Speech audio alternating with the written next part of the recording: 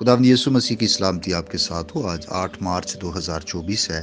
متی رسول کی معرفت لکھی گئی انجیل مقدس کے آیت بائت تفسیری مطالعہ کو جاری رکھتے ہوئے آج ہم 22ویں باب کی 19ویں اور 20ویں آیت پر غور کریں گے، اور ان میں یہ لکھا ہے: جزیہ کا سکہ مجھے دکھاؤ۔ وہ 1 دینار اس کے پاس لائے۔ اس نے ان سے کہا: یہ صورت اور نام کس کا ہے؟ آمین۔ خداوند یسوع مسیح کو پھنسانے کے لیے فریسیوں اور ہیرودیوں نے ایک چال چلی، ایک ایسا سوال کیا جس کے جواب میں یا تو وہ لوگوں کی نظر میں نامقبول ہو جائے گا یا حکومت کی نظر میں۔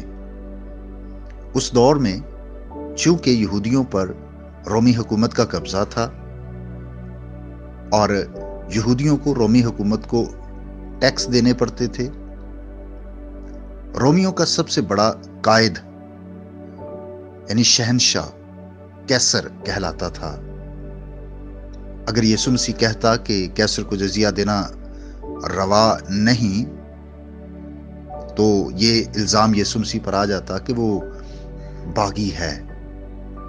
اب یسوع مسیح نے کہا کہ جزیہ کا سکہ مجھے دکھاؤ۔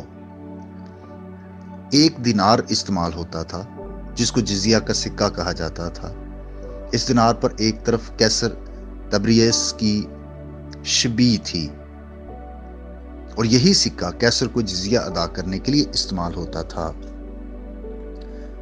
اب انہیں خبر بھی نہ ہوئی کہ یسوع مسیح نے کیسر کے اختیار اور حق کا اقرار کرنے پر ان کو مجبور کر دیا ہے۔ ایسے لوگ جو یسوع مسیح سے کینہ رکھتے تھے یا آج بھی رکھتے ہیں، ان سے بات چیت کرتے ہوئے دلائل دینا اچھی بات ہے، اور اگر ممکن ہو تو ایسے دلائل ہوں جن کو سب لوگ معقول مانتے ہیں، اور بعد میں حل پیش کریں یا فیصلہ کریں، پہلے دلیل دیں۔ اس طرح سچائی کی مخالفت کرنے والوں کو حیرانی ہوگی اور ان کو خاموش ہونا پڑے گا۔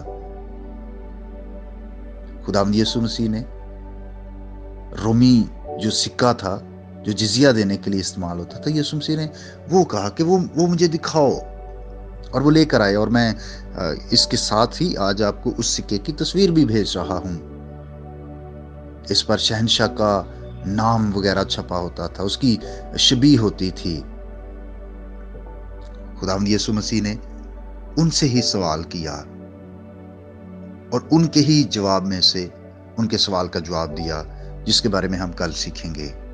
خدا آپ کو برکت دے۔ آئیے ہم دعا کریں۔